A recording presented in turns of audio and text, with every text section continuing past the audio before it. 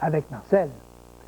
Et si nous revenons maintenant à cette décision que nous avions prise de faire un tout nouveau cours, la raison est bien simple.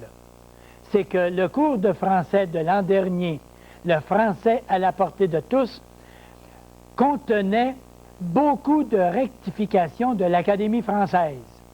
Or, comme l'Académie française a décidé de rester sur le statu quo, c'est-à-dire, est-ce que c'est une grosse colonne, ça, le statu quo?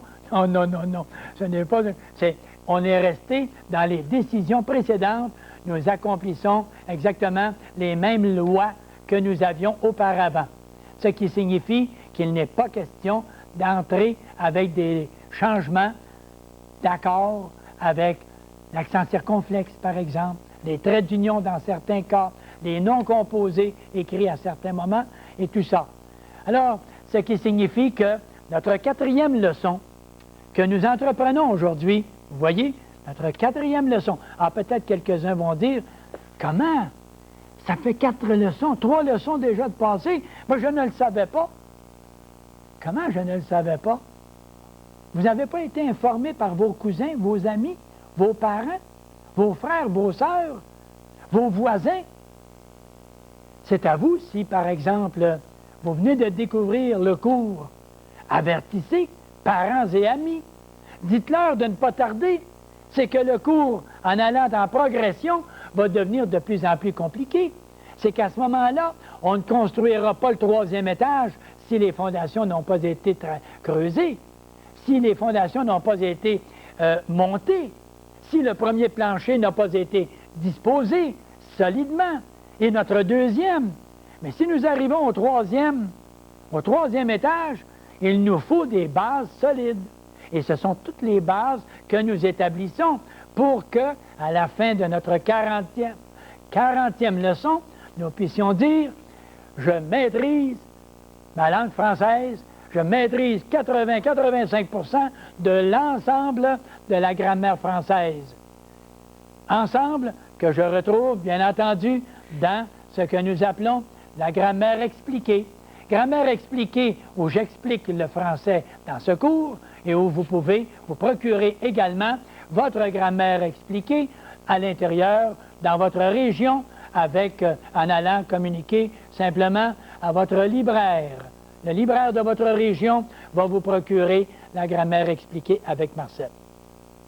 Et voilà, nous avions tout simplement entendu la semaine dernière quelques échos de la chanson qui me plaît tant. Et si vous permettez, allons-y donc encore, simplement pour nous rappeler que la langue de chez nous, c'est une belle langue.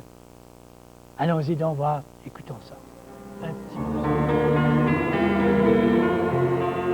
C'est une langue belle, avec des mots super, qui porte son histoire à travers ses accents, où l'on sent la musique et le parfum des airs, le fromage de chèvre et le pain de froment, et du Mont-Saint-Michel jusqu'à la Contrescarpe, etc. Et continuons peut-être, continuons à la fredonner, cette chanson. Mais c'est une langue belle avec des mots superbes. Mais des mots superbes, si nous les connaissons bien, nous pouvons les employer à bon escient.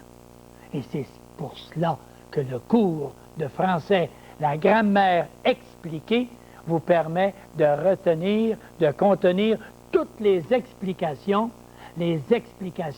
qui concernent les éléments de base, les notions fondamentales de la langue française. Et nous y allons maintenant tout de suite, puisque le programme est chargé aujourd'hui. Et notre 4e leçon, je la veux la plus claire et la plus simple possible. Je vais parler, dans la dernière leçon, de l'adjectif numéral.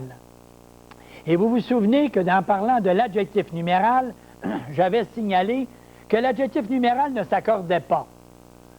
Mais par contre, il existe tout de même que l'adjectif numéral, si nous considérons les 3 nombres 20, 100 et 1000, ces 3 nombres-là peuvent s'écrire de différentes façons.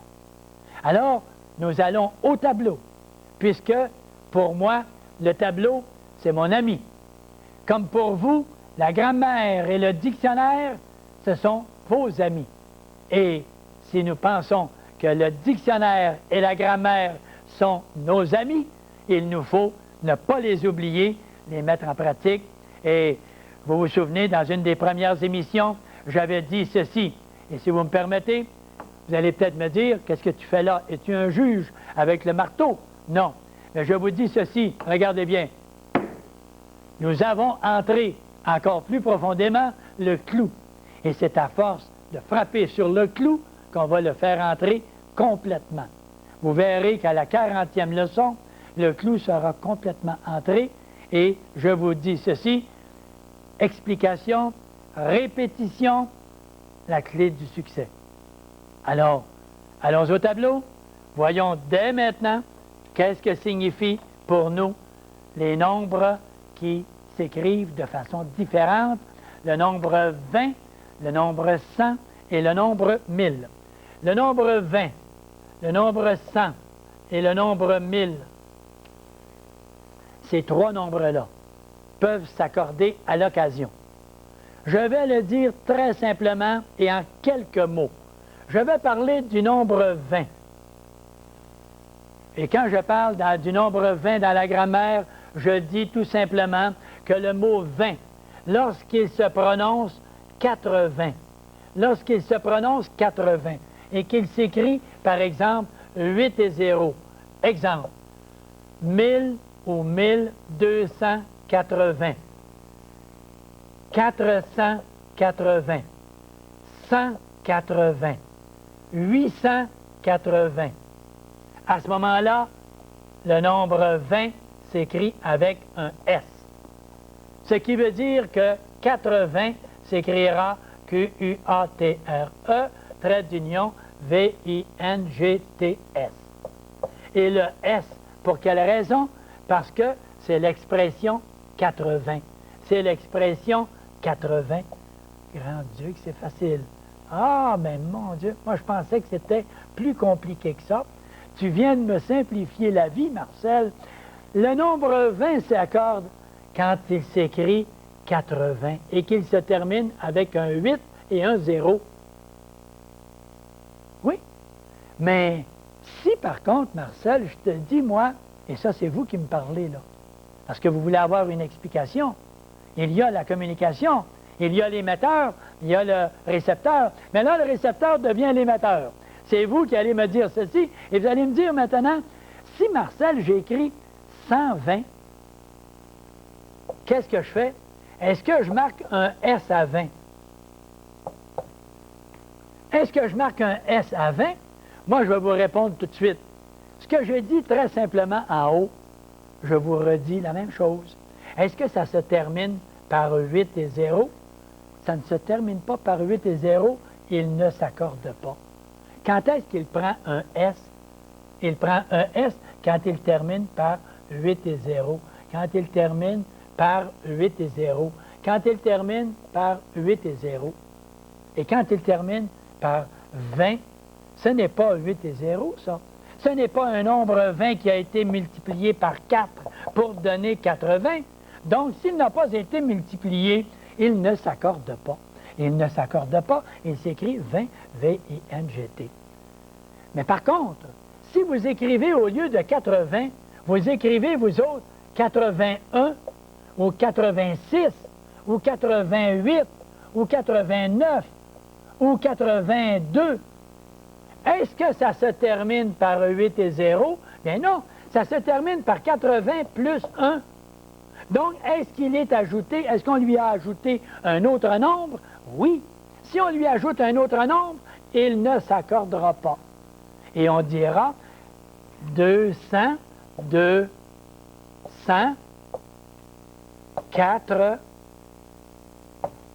trait d'union, 20, trait d'union, 1. Alors, il n'est pas le nombre, l'expression 80, il est suivi d'un nombre 1. Il est suivi du nombre 6 et qui fait 86. Donc, ce n'est pas 80, il ne s'accorde pas. Aussi simple que cela. Disons toutefois que si je vous dis, moi, prenez la page 80.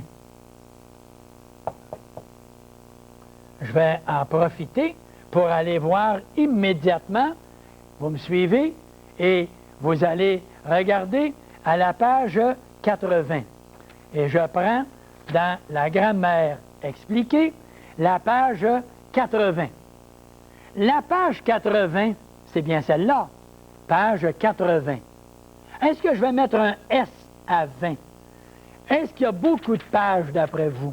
Il n'y a pas beaucoup de pages, il n'y en a qu'une. Et quand je vous dis, lisez la page 80, c'est la seule page. Et parce que ce n'est qu'une seule page, la page 80, c'est ce qu'on appelle la 80e. Et la 80e, il n'y en a qu'une et il ne s'accorde pas. Donc, la page 80 ne prendra pas de S. Pour quelle raison? Parce qu'il n'y en a qu'une seule.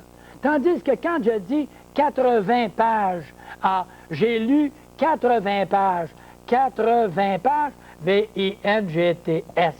Pour quelle raison? Pour une simple raison que quand je dis j'ai lu 80 pages, c'est un nombre qui se termine par 8 et 0 et qui n'est pas suivi d'un autre nombre.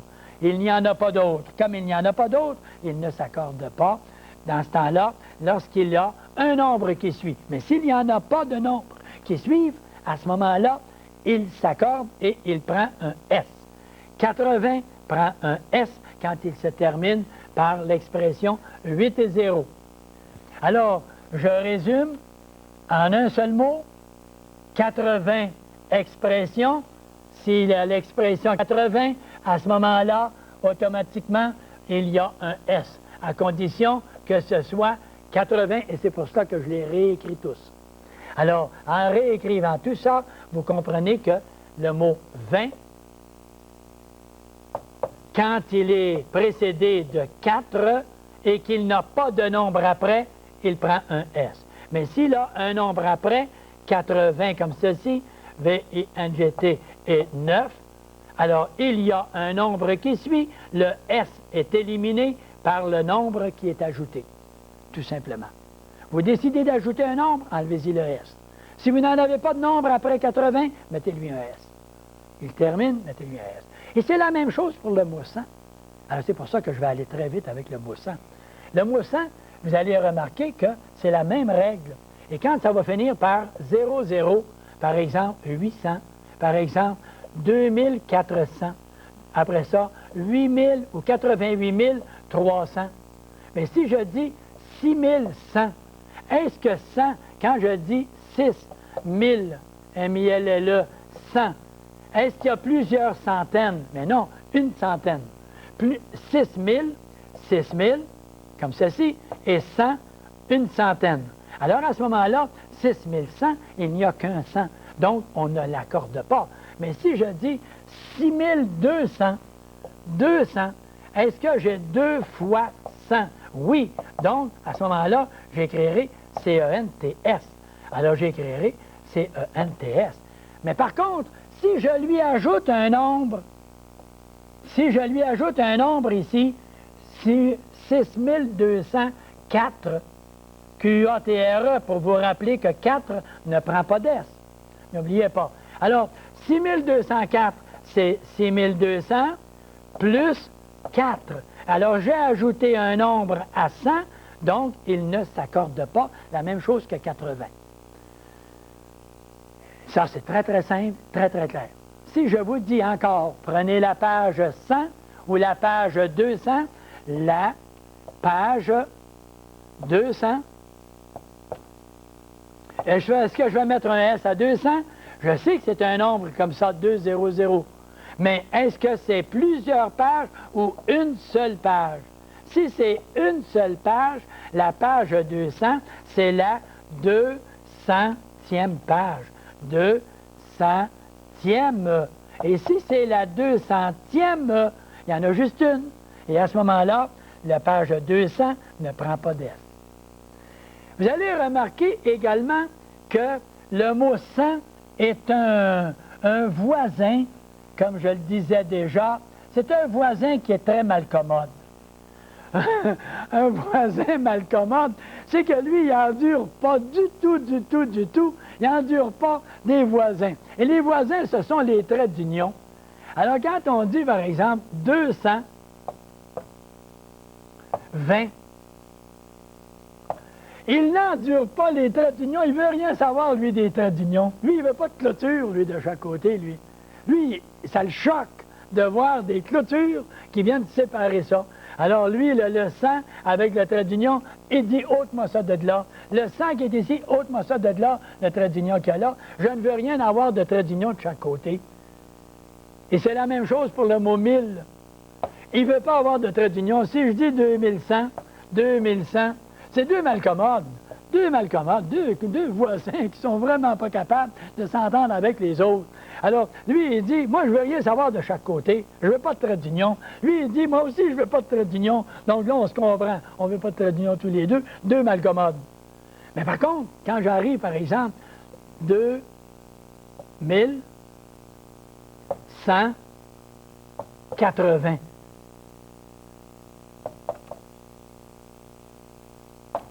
Pourquoi je mets un S à 20? Parce que c'est dans l'expression 80. 2180. 2180, comme ceci. On va changer le nombre. 2180. Ça finit par 80, il prend un S. Pourquoi a-t-il un trait d'union? Parce que lui est malcommode? Non, il n'est pas malcommode du tout. Ça, c'est un bon caractère. C'est un bon tempérament. Lui, on peut lui donner une petite claque dans le dos, puis ça ne choque pas. Mais l'autre ici, le mot 100 puis le mot 1000, eux autres, ils ne veulent rien savoir. Eux autres, allez leur donner une petite claque dans le dos, ils vont dire « Hey, ôte-toi de là, toi. Touche-moi pas, toi. Ah non, mets-moi pas de trait d'union de chaque côté. Je ne veux pas avoir de trait d'union de chaque côté. J'aime pas ça, moi, les traits d'union. J'aime pas ça, les clôtures. Ôte-moi ça de là. Le 100 et le 1000, pas de trait d'union. D'accord? On se comprend pour ça. D'après les rectifications, l'année dernière, on disait de mettre des traits d'union partout. Mais les rectifications sont éliminées. On reste avec le statu quo, on reste avec les anciennes lois, et nous ne mettons pas de trait d'union. Mais ici, pas de trait d'union. Ici, pas de trait d'union. Ici, pas de trait d'union parce que c'est de chaque côté de 100, c'est de chaque côté de 1000, mais ici, un trait d'union. Pour ce qui est du mot 1000, ben, je vais vous dire une chose tout de suite, c'est que le mot 1000, lui, il ne s'accorde jamais.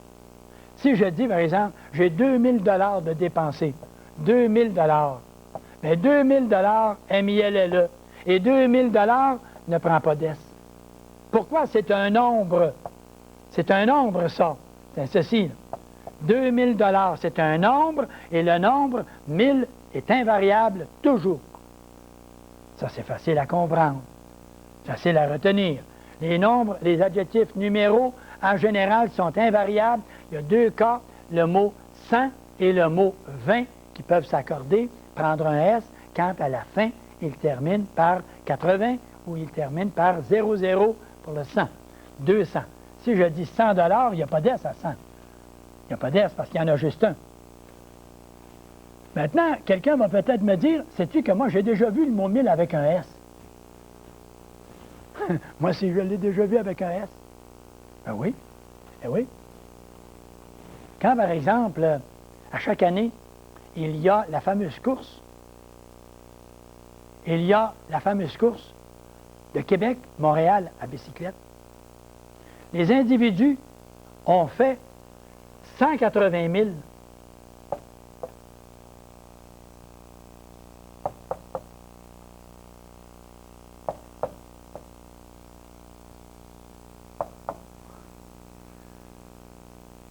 « 180 000, c'est comme ça. Et pourquoi j'ai mis un trait d'union? Parce que 20, lui, accepte le trait d'union entre 4 et 20. Mais pourquoi que j'ai dit 100, pas de trait d'union? Lui n'en veut pas. Mais pourquoi que j'ai mis 1000 avec M-I-L-L-E-S? Ça, c'est ce qu'on appelle une distance, ça. C'est une distance. Donc, une distance, ça, c'est un nom. Le mot 1000 est un nom. Il n'est pas un adjectif numéral. C'est pas 180 000 comme ça, là. Ça, c'est un nombre, ça. Ça, c'est un nombre. Tandis que 180 000, ça, c'est de la longueur.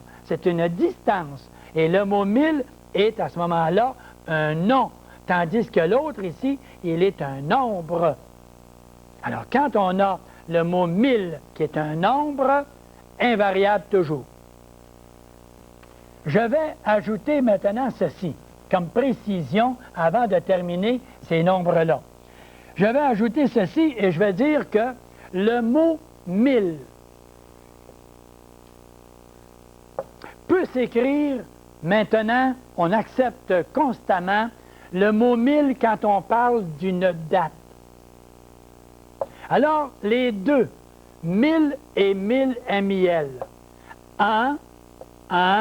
1990 ou 11. Parlons de cette année. 1991. Qu'est-ce que j'ai ici? C'est une date. Autrefois, nous acceptions toujours MIL quand on parlait d'année après Jésus-Christ, dans les dates de l'ère chrétienne. On écrivait 1000 MIL, 900, etc. Aujourd'hui, on accepte également le mot 1000 MILLE. Et fréquemment, le mot 1000 MILLE est accepté dans les écrits. Alors, je dis, dans la grammaire expliquée, que le mot 1000 MIL comme le mot 1000 MILLE peuvent être tous les deux acceptés dans le nombre ou l'année 1991. Et si j'avais marqué, regardez les traits d'union partout, excepté de chaque côté de notre malcommode,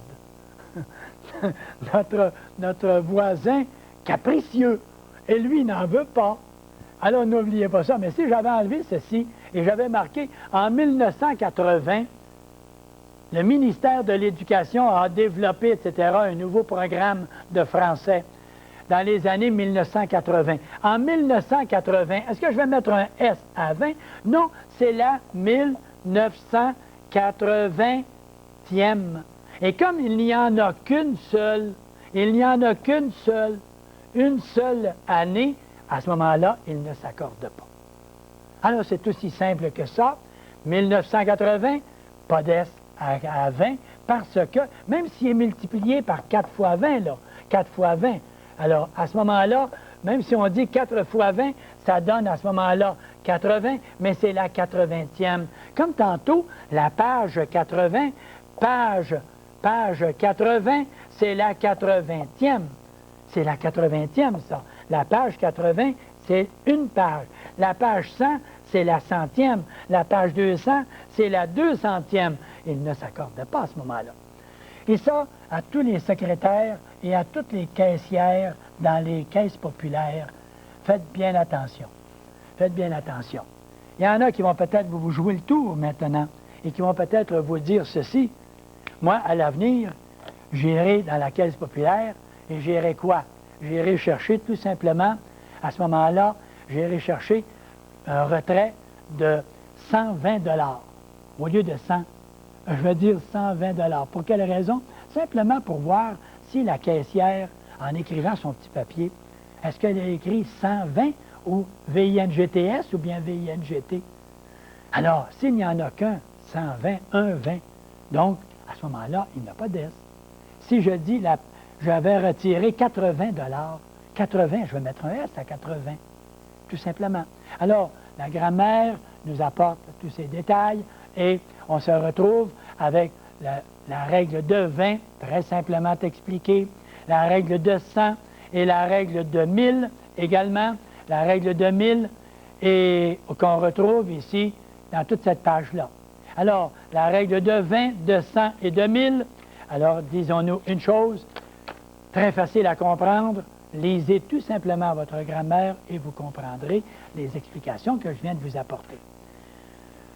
Nous arrivons maintenant avec l'autre partie. Le 20, le 100 et le 1000 sont terminés, nous les éliminons et nous passons maintenant à ce que nous appellerons le nom.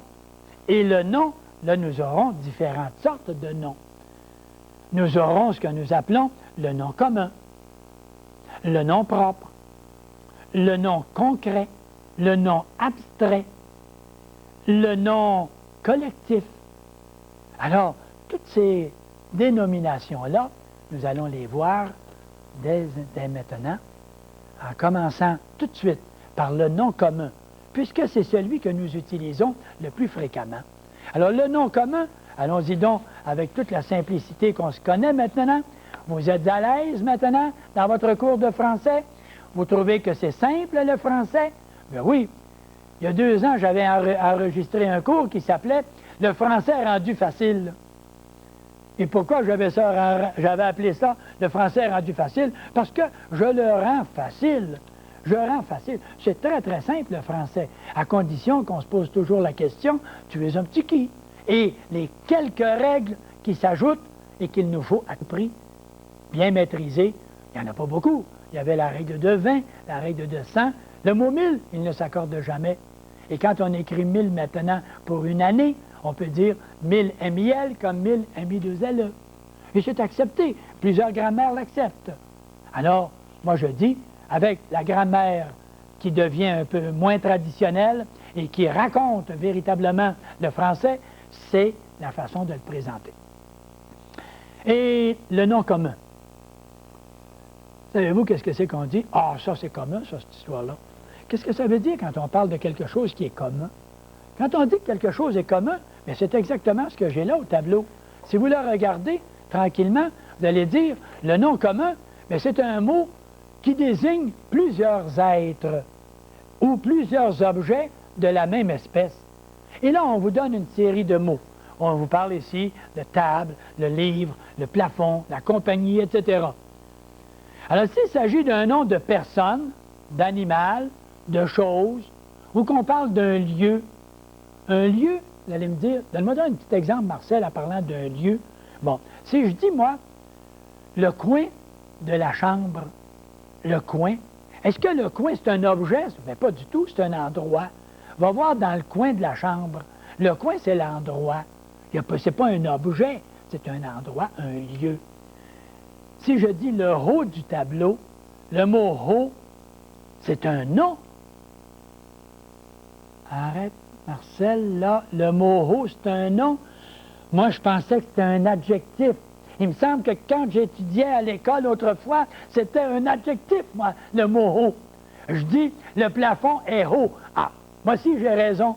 J'ai raison dans mon sens. Vous aussi, vous avez raison en disant, le plafond est haut.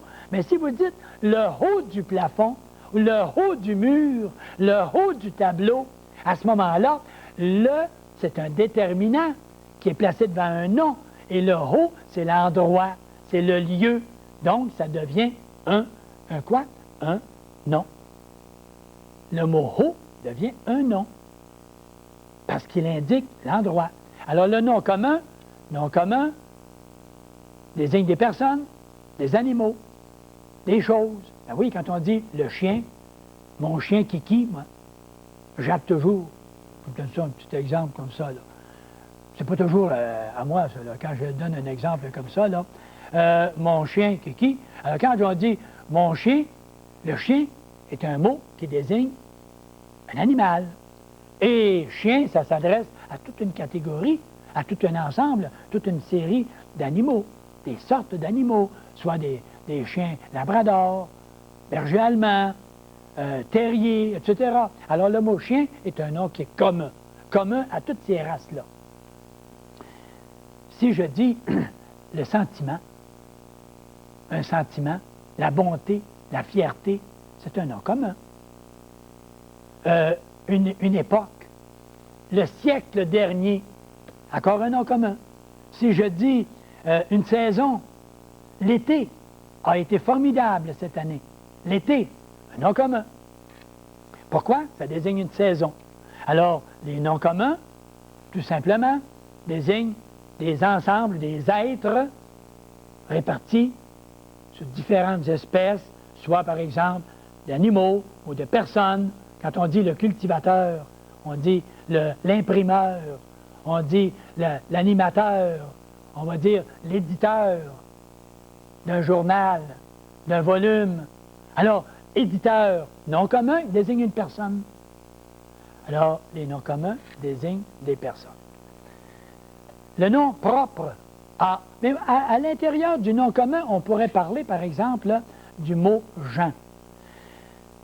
Par contre, il y a peut-être une chose, on pourrait peut-être faire une petite intermission ici, comme on le fait habituellement, et on va simplement, avant de parler du mot « Jean » et arriver avec l'accord de l'adjectif qui s'accorde avec le nom, on va regarder, voir qu'est-ce que c'est qu'on a aujourd'hui comme expression. Vous savez l'expression « OK ».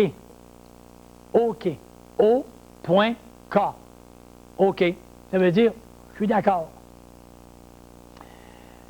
Je me rappelle d'avoir déjà eu un petit détail, une information à ce moment-là, à propos de la Première Guerre mondiale, où, en Angleterre, les Anglais et les Américains partaient en avion. Ils avaient des petits avions assez dangereux et souvent, à la fin de la journée, le responsable de l'escadron revenait à la base et il disait combien de personnes sont décédées. Et l'autre répondait one killed, un de tué. Three killed. Et 9 killed. Mais lorsqu'il n'y en avait pas, O killed. O killed, O voulait dire aucun, zéro. Et O killed, O et la lettre K est devenue OK. Et OK, ce qui voulait dire tant mieux, c'est un signe très positif, nous sommes fiers, il n'y en a pas eu de tués. Et quand on dit l'expression maintenant, OK, OK, je vais y aller, OK, tu peux venir, OK, c'est un terme qui est tout simplement positif, deux lettres, O, point, K, point, qui voulait dire aucune personne de tuer. Et le O et le K est devenu l'expression tout à fait positive, OK. OK, on va y aller. Le terme OK maintenant, ça veut dire aucun mort. Mais là, aucun mort, ça veut dire on accepte, on est prêt, on y va, on est positif. Et c'est devenu l'expression OK. Alors, nous voyons toutes sortes de petites expressions comme ça. C'est bon de savoir un petit peu la provenance de ces expressions-là, comme le bonhomme 7 heures, hein, vous vous souvenez, et puis la bécasse, quoi, et puis l'autre, le sandwich. Alors aujourd'hui, on parle du OK, ça veut dire terme positif qui signifiait durant la guerre qu'il n'y avait personne de tué. OK. Et maintenant, nous allons à ce que nous appellerons une explication très importante. Et l'explication très importante se portera sur le mot « Jean ». Le mot « Jean ». Et si nous y allons avec également cet écrit, vous allez voir, dans la grammaire expliquée, le mot « Jean » est du masculin, tout simplement. Il est du masculin, le mot « Jean ». On dit « les gens sont heureux ». Alors, quand on dit « les gens sont heureux », le mot « Jean » est du masculin. Et nous allons nous approcher maintenant du tableau, puisque avec le tableau, nous avons toutes les explications que nous pouvons clarifier. Et si vous me permettez, maintenant, on va entreprendre tout de suite la règle de Jean, qui est un nom commun. Et c'est pour ça que le mot Jean est placé ici à ce que nous appelons le nom. Nom commun, nom propre, etc. Alors le mot Jean, il est du masculin. Donc on va dire ceci. Les gens sont heureux. Et non pas les gens sont heureuses. Non, les gens sont heureux. C'est la façon d'exprimer le mot gens. Étant du masculin pluriel, le mot heureux, qui donne sa qualité, sera du masculin pluriel également. Mais devant le mot gens, c'est le déterminant qui est ici. Vous vous souvenez, là, maintenant, on utilise toujours ces mots-là sans les réexpliquer, là. Là, nous arrivons, le déterminant « les » indique qu'il y en a beaucoup. On ne dira pas un Jean, on va dire les gens. Le mot Jean est au pluriel, est toujours au pluriel, dans ce sens-là. Si je dis tous les gens sont heureux, même chose. Tous les gens sont heureux, eh bien, je vais dire tout est OUS. Pourquoi je vais dire tout est OUS? Parce que le mot gens est du masculin pluriel. S'il est du masculin pluriel, le mot tous les gens qui détermine les gens va être lui aussi du masculin pluriel. Alors on écrira tout T-O-U-S. Correct comme ça? C'est clair et facile, là. Si j'ajoute, là on va arriver avec quelques petites explications particulières. Si je dis tous les braves gens, comment vais-je écrire le mot tout? Le mot gens, il est du masculin pluriel. Le mot brave, il est du masculin pluriel. Le mot tout, qu'est-ce qu'il va être? Il va être lui aussi du masculin pluriel. Mais le mot tout, remarquez bien que tout, s'il est du masculin pluriel, je vais lui ajouter un S. Et je vais écrire tous les braves gens. Mais je vais vous dire une chose, c'est que le mot brave, si je dis ceci, les braves filles, est-ce que le mot fille n'est pas un mot du féminin pluriel? Oui. Est-ce que le mot brave, qui est un adjectif qui donne sa qualité au nom, va être lui aussi du féminin pluriel? Bien oui, il va être du féminin pluriel.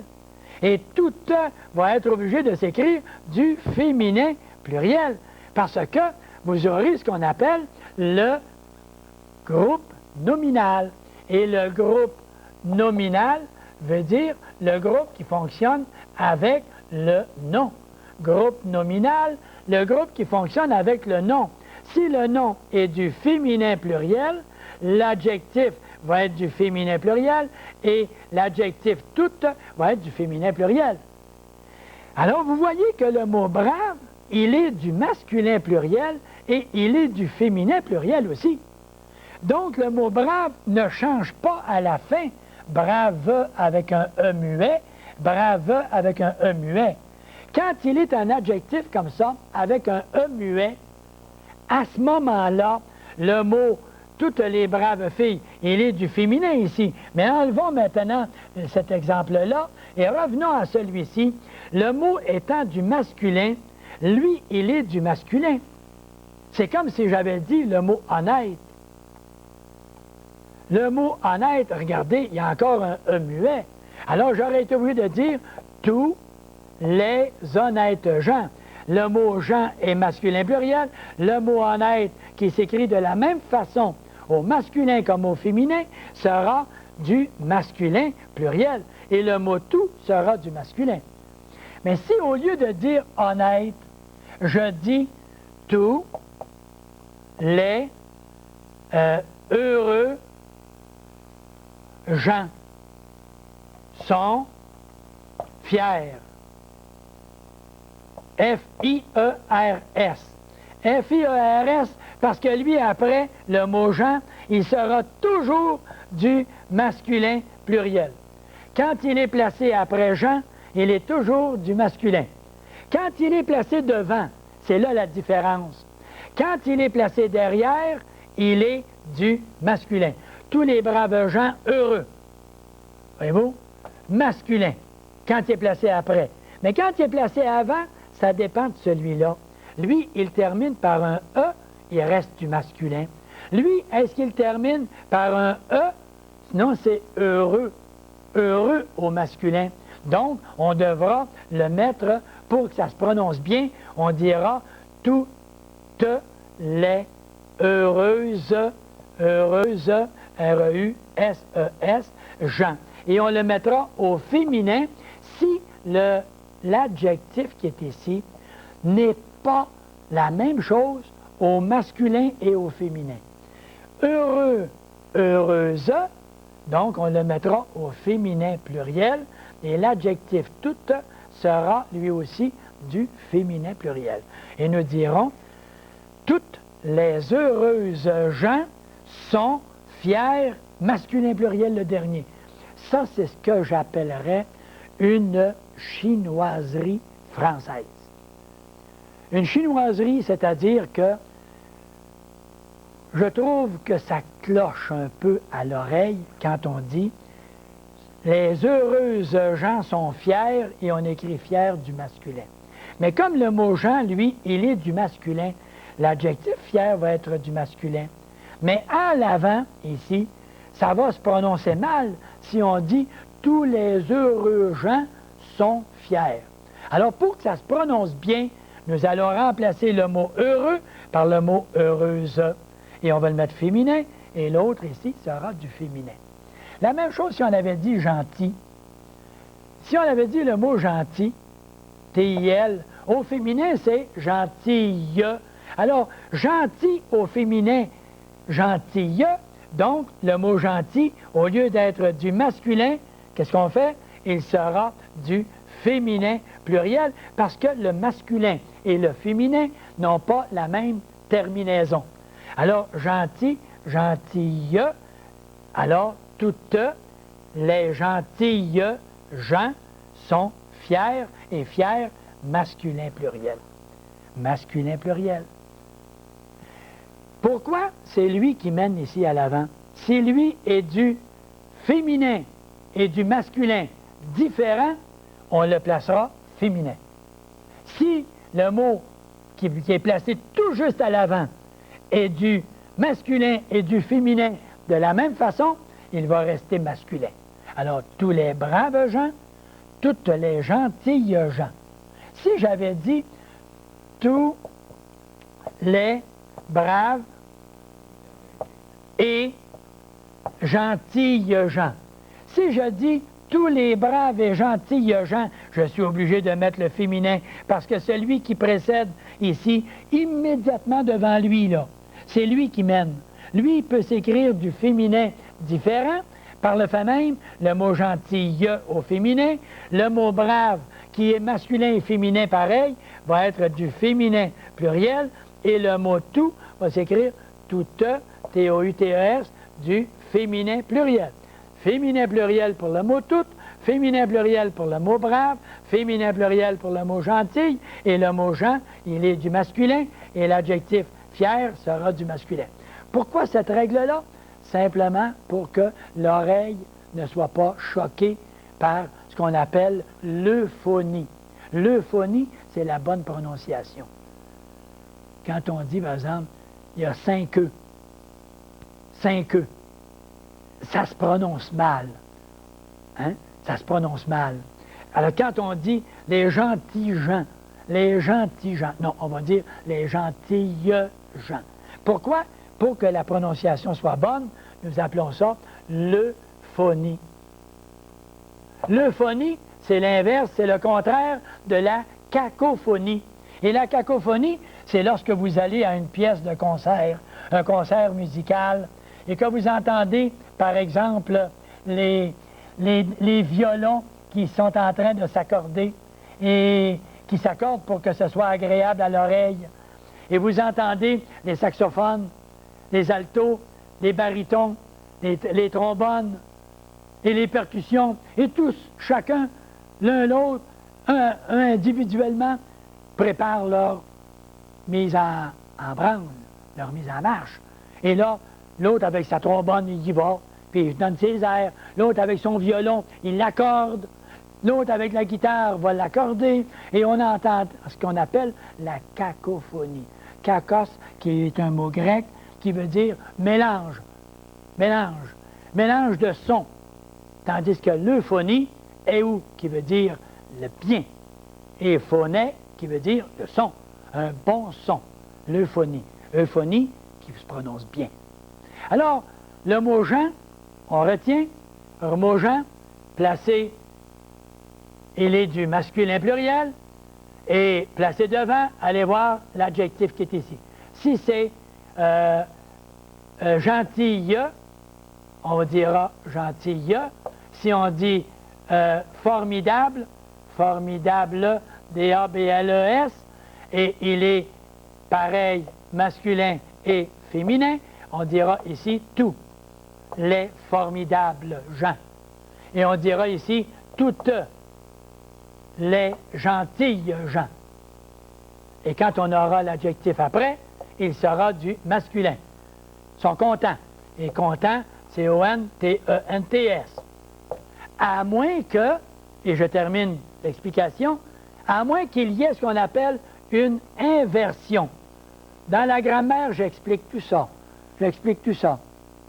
Et même ceux qui l'ont présentement, par devers eux, sont allés la chercher à la librairie de leur région, ils peuvent très, très bien suivre exactement ces explications-là. Alors, l'inversion, si je dis, par exemple, « fiers de leur succès », fiers de leur succès, c'est « gentilles gens ». J'emploie encore le mot « gentil » parce que ça va être plus facile à retenir. Le mot « gentil » est placé immédiatement devant le genre, il est du féminin pluriel. Mais « fiers de leur succès », pourquoi j'ai écrit le mot « fier », F-I-E-R-S, masculin pluriel? Parce que ça s'appelle une inversion. Regardez la petite virgule qui est ici. Et la petite virgule, elle dit ceci. Ça, là, ça ne devrait pas être au début. Ça devrait être placé après. On devrait dire, ces gentils gens sont fiers de leur succès. Fiers de leur succès, ces gentils gens sont revenus enchantés. Alors, ces gentils gens sont revenus enchantés parce qu'ils étaient fiers. Parce qu'ils étaient fiers. Et le mot fier est censé être placé après le mot gens. Naturellement, il devrait s'écrire comme ceci. Et comme il est par inversion placé à l'avant du mot gens, il va rester du masculin comme s'il l'était à l'arrière. À l'arrière, il est toujours du masculin. Par inversion, il restera masculin. Tout un ensemble d'explications qui deviennent extrêmement intéressantes. Extrêmement intéressantes, ces explications-là. Et ça nous permet d'aller peut-être prendre un petit moment de repos. Nous allons nous asseoir un court instant pour vous dire tout simplement que après le mot « gens », nous allons parler de quoi? Nous allons parler tout de suite, parce qu'il nous reste peu de temps là, pour notre émission. Nous allons parler tout de suite après le nom propre qui désigne quoi? Alors le nom propre désigne en réalité des personnes qui ont déjà vécu, des personnes qui ont déjà vécu. Et quand on prend par exemple les noms propres, les personnes qui ont déjà vécu, on va se dire ceci, on va dire deux catégories. Les personnes elles-mêmes. Alors, si vous regardez bien, vous allez constater sur le tableau, ici, les personnes elles-mêmes. Donc, quand on parle de la personne elle-même, c'est-à-dire les Hugo, les Lamartine, les Corneille ont composé des œuvres magnifiques. Quand je vous dis les Hugo, bien c'est Victor Hugo, ça. Quand on dit Lamartine et Corneille, ce sont des champions de la langue française, ça, autrefois. Alors, quand on dit la personne elle-même, on s'adresse à qui à ce moment-là?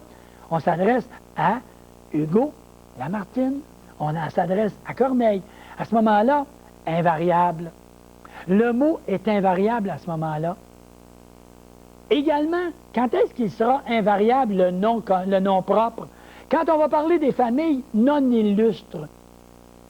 Les familles qui ne sont pas illustres, c'est-à-dire les familles comme vous et moi, là, vous avez, par exemple, on va dire, comme exemple, j'ai donné, les Dupont et les Barry sont en voyage chez les Tremblay au Saguenay. Parce que vous savez très bien qu'au Saguenay, les familles Tremblay sont très nombreuses. Alors, les Dupont et les Barry sont en voyage au Saguenay. Alors, est-ce que je vais mettre un S à Dupont? Non. Est-ce que je vais mettre un S à Barry? Non. Les Dupont et les Barry, pas d'S. Pourquoi? Ce sont des familles, elles sont illustres dans leur genre, mais elles ne sont pas illustres comme catégorie d'individus qui ont fait leur grande marque dans le passé. Alors, on dit à ce moment-là, quand on parle des des personnes illustres, la personne elle-même, podeste. L'autre, quand on parle des familles qui ne sont pas illustres, à ce moment-là, podeste également. Podeste également. Et vous pourrez faire des applications de tout ça. Oui, oui, vous pourrez faire des applications lorsque, par exemple, dans le cahier d'exercice qui correspond à la grammaire également, vous pouvez vous procurer le cahier d'exercice pour appliquer ces règles-là. Alors, quand vous aurez, par exemple, dans l'exercice, je me rappelle, un endroit où j'ai marqué, ma sœur me dit que les Dufour et les Tifo sont partis en voyage avec les Carrettes. Bon, les Dufour, les Tifo, ce sont des familles comme les Poiriers, ça. Oui, comme les Simard, comme les Tremblay, comme les Beauchemin, peu importe. Alors, les Dufour et les Tifo, est-ce que je vais mettre un S? Non, parce que ce ne sont pas des familles illustres, c'est des familles non illustres. C'est pas la même chose que les Bourbons autrefois, les Césars autrefois, les familles. Là, c'était des familles illustres. Même si nous sommes illustres, les Poiriers, ce sont des familles illustres à notre façon. Mais ce ne sont pas des familles illustres pour l'accord du nom propre qui ne s'accordera pas. Alors, les Dufour, pas d'Est. Les Tifo, pas d'Est. Sont partis en voyage avec les Carrettes, pas d'Est. Donc, c'est très, très simple. Tout simplement, nous lisons ça. Alors, à quel moment qu'il va s'accorder? Il va s'accorder lorsque, par exemple, lorsque nous aurons des familles illustres. Ah, regardez l'exemple. Les Bourbons et les Césars ont marqué leur époque. Je donne un exemple tout simple. Dans les cahiers d'exercices, vous pouvez faire des exercices qui correspondent à la page 34. L'autre, lorsque les personnages sont pris comme modèles, et ça veut dire quoi à ce moment-là? On va dire à ce moment-là, les Pasteur et les Einstein sont rares aujourd'hui. Ça veut dire, les personnes qui ressemblent à Pasteur et à Einstein, là, on n'en rencontre pas beaucoup. On regarde, quand on se promène dans un centre d'achat, puis chercher les Einstein et puis les Pasteur, vous n'en verrez pas beaucoup. Il y en a de ces individus qui, par le travail, sont arrivés à découvrir des tas de choses, des guérisons aux maladies, merveilleux. Mais les Pasteur puis les Einstein sont rares, ceux qui ressemblent à. Alors, ce sont des modèles qui ressemblent à Pasteur et à Einstein. À ce moment-là, ils s'accordent. Mais oui. Maintenant, je vais ajouter peut-être juste comme petit détail que lorsque c'est une œuvre, j'ai acheté 2 Picasso. Ça, ce sont des tableaux, ça. 2 Picasso, là, c'est pas les Picassettes, là, non, non. Les Picasso, ce sont des tableaux peints par Picasso. Les Picasso, 2 Picasso, je peux mettre un S comme je peux ne pas mettre de S. Quand ce sont des œuvres, on va dire ici également, j'ai acheté 2 Larousse. 2 Larousse SE ou 2 Larousse SES. C'est possible. Les deux sont acceptés. Alors, quand on rencontrera les noms propres, retenons bien que, premièrement, si c'est la personne elle-même ou si ce sont des familles non illustres, pas d'Est.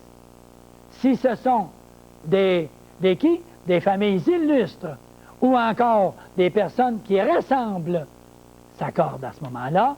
Et si vous avez des œuvres, à ce moment-là, j'ai acheté deux Richard, moi.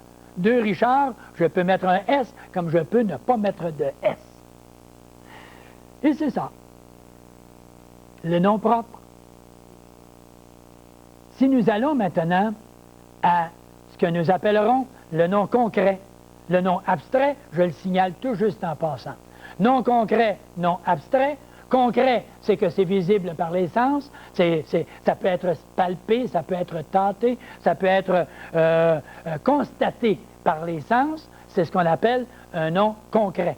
Et un nom abstrait, c'est dans l'esprit. Alors, le nom abstrait désigne une qualité ou une propriété quelconque. On va dire, par exemple, la blancheur, c'est un nom abstrait. concret, abstrait. Et le dernier qu'on verra dans la prochaine leçon, je le pose ici tout de suite, et je dis, ce sera le nom collectif. Tout de suite, je vous dis ceci, quand vous avez fait chez vous une collection, qu'est-ce que vous avez fait? Vous avez ramassé tout un ensemble. Alors, un nom collectif, c'est lorsqu'on regroupera un ensemble d'espèces. On va dire, par exemple, un essaim d'abeilles. C'est qu'il y a tellement d'abeilles et qu'un essaim, le mot essaim, est un nom collectif. Une forêt d'arbres, une forêt. Et on va en donner un autre petit exemple, une nuée d'insectes. Quand on parle d'une nuée d'insectes, c'est qu'il y en a une quantité très considérable. Tous ces mots-là, ce sont ce que nous appellerons des noms collectifs. Il y a une collection, un nombre considérable autour de ça. Exemple, un tas de problèmes sont solutionnés par notre leçon de français. Un tas de problèmes. Tas non collectif. Comment accorder le verbe avec le nom collectif ou le complément du collectif? Nous verrons ça dans notre prochaine émission. Et c'est pour cela que je vous dis tout de suite, avertissez papa, maman, nos frères, nos sœurs, nos cousins, nos cousines, nos amis, MIS, MIES, nos voisins de chaque côté, d'en face et d'en arrière, d'en haut et d'en bas. N'oubliez pas ça pour la prochaine émission. Et je vais vous dire en terminant, c'est curieux tout ce qu'il faut savoir avant de savoir que l'on ne sait pas grand-chose. À la prochaine.